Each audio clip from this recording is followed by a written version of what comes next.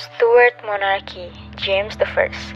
The period of King Stuart stood in 1603 to 1714. At that time it changed monumentally wherein the history of England because of the Civil War, Plague, fire in London, rebellion, beheading of a king. The Stuarts were the first monarchs of Great Britain. There were 7 Stuart kings in England, namely James VI and the first in 1566 to 1625, Charles I in the period of 1600 to 1649, Charles II in the period of 1630 to 1685, James II and the 7 in the period in years 1633 to 1701, William III and the second period in years 1650 to 1702, Maria II period in years 1662 to 1694, and Anne period in years 1665 to 1714.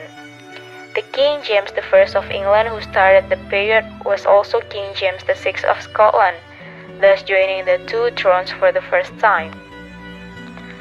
In 1628, in exchange for the money he desperately needed, Charles promised that he would only raise money by an act of parliament and that he would not imprison anyone without a valid reason.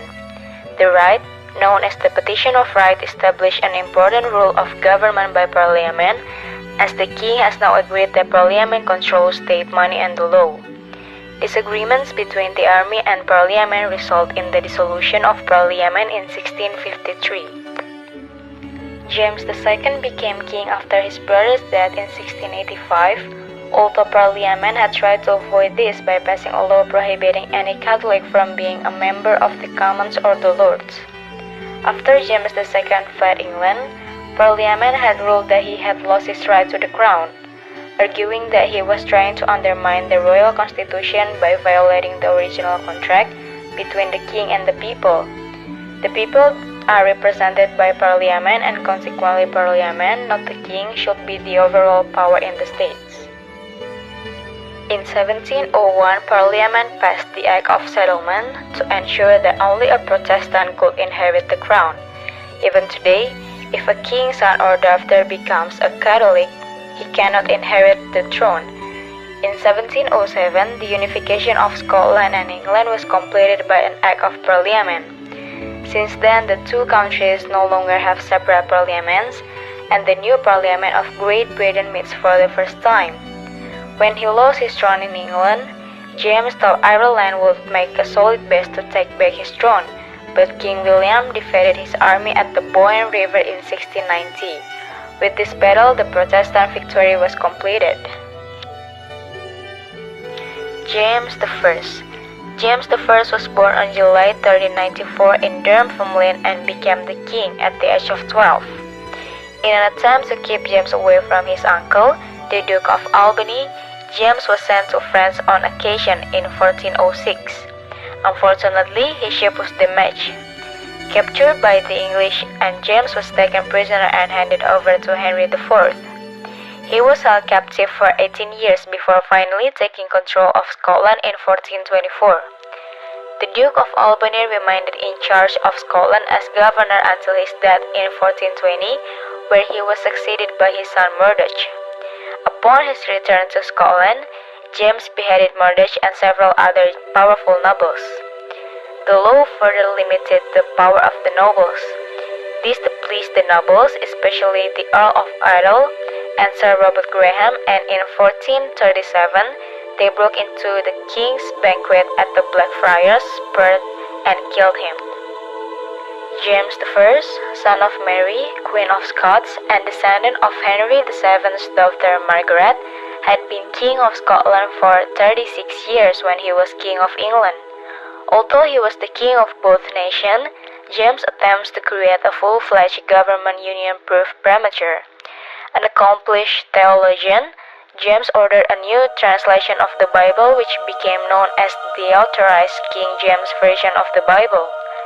James himself was very tolerant of religious beliefs, but the Gunpowder Plot, or an attempt by Guy Fawkes and other Roman Catholic scholars to blow up the Houses of Parliament in 1605, resulted in the reimposition of stricter punishments on Roman Catholics.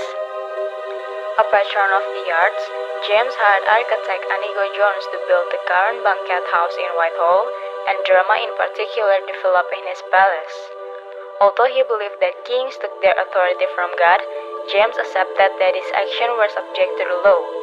Unable, like many of his predecessors, to put the kingdom's finances on a sound footing, James was frequently at odds with his parliament. The proposal of the Great Contract in 1610, under which Parliament would provide the Crown with regular income to meet the government's expenses and maintain the navy and army, in return for modifying the king's fundraisers, did not come to fruition. James managed to rule without Parliament in 1611 and 1621, but only because England remained at peace. The added Parliament of 1614 lasts 8 weeks. The outbreak of the 30 Years' War of 1618 to 1648 in Europe spread, and financial pressure forced James in 1621 to call Parliament, but when the House of Commons tried to debate the broader aspects of foreign policy and assert their right to discuss any subject, James dispersed. The next Parliament, which was convened in 1624, failed to settle the question of foreign policy. Until his death in 1625, Charles always quarreled with Parliament over money and his desire to play a role in his foreign policy. At the death of James in 1625, the kingdom was on the verge of war with Spain. James was succeeded by his son, Charles. However, James had thought about the potential difficulties of succession for so long that he could barely appreciate the apparent ease and waste no time consolidating his position. Until the end, of course, Elizabeth made no official recognition of the King of Scotland as her heir, and until she physically took control of her new territory, her fears of invasion or rebellion remained real. Therefore, the day after Carey's arrival, the abbot of Holyrood was immediately dispatched to take over Berwick, or the gateway to the south, and within a week, when the British councillors urged him to hurry, the plans for James' transfer to London were completed. Summoning the nobles who can be contacted within the time available, he placed the government in the hands of his Scottish council and confirmed custody of his children to those who had been entrusted to them. Likewise, his heir, Prince Henry, was offered words of wisdom about his new status as successor to the English throne.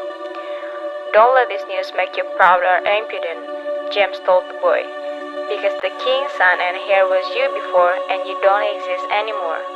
The increase which hereby wishes to fall upon you is only in worry and heavy burden. Therefore rejoice, but do not be impudent."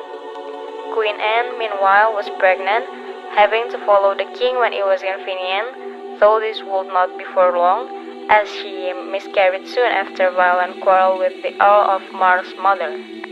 However, prior to his own departure, James had some other business to attend to. On Sunday, 3rd April, for example, he attended the High Kirk of St. Giles in Edinburgh to deliver his most learned but more loving speech, in which he urged his subjects to continue obedience to him and agreement among themselves.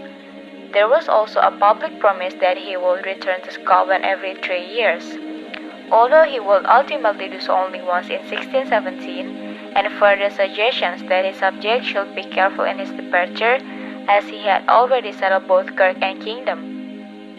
All that was left after him was an appeal for money to the council, as he barely had enough funds to carry it across the border, and a series of meetings with both British officials on the one hand, and an influx of suitors already looking for lavish gifts and promise. In the first category came Sir Thomas Lake, Cecil's secretary, who was sent north to report on the king's first thoughts as he became acquainted with English affairs, and the Dean of Canterbury, who was hastily dispatched to confirm James' plans for the Church of England. The second includes crowds full of self-interest. "There are many such posts," wrote John Chamberlain, an eagle-eyed contemporary of public and private gossip reporter, "and many go about their own business as if it were nothing but come first serve, or that preference was the goal, to be achieved by footmanship."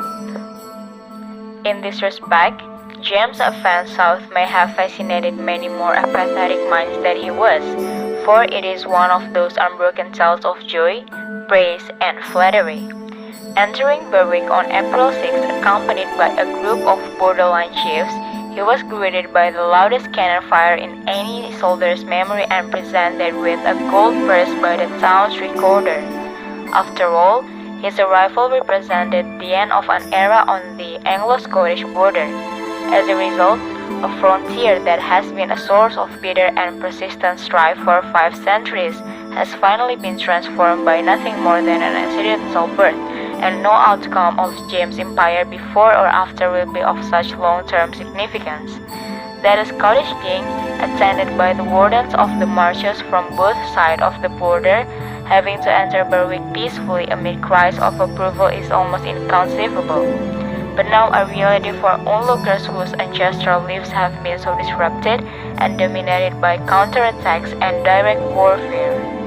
The sudden rainstorm the next day didn't dampen the king's spirits either. The sun before the rain, he said, represented his happy departure, the Scottish run of sorrow, and the subsequent sunny weather of England's joy on his approach. In fact, his desire to advance to his new kingdom was such that his stop in Northumberland at Sir Robert Carey's Widdrington Castle was deliberately cut short. As he leaves, we are told, quickly, hardly any of his carriages can accompany him, and travels nearly 40 miles in less than 4 hours. Pausing to kill 2 fat deer along the way, James was so fair before him he couldn't resist.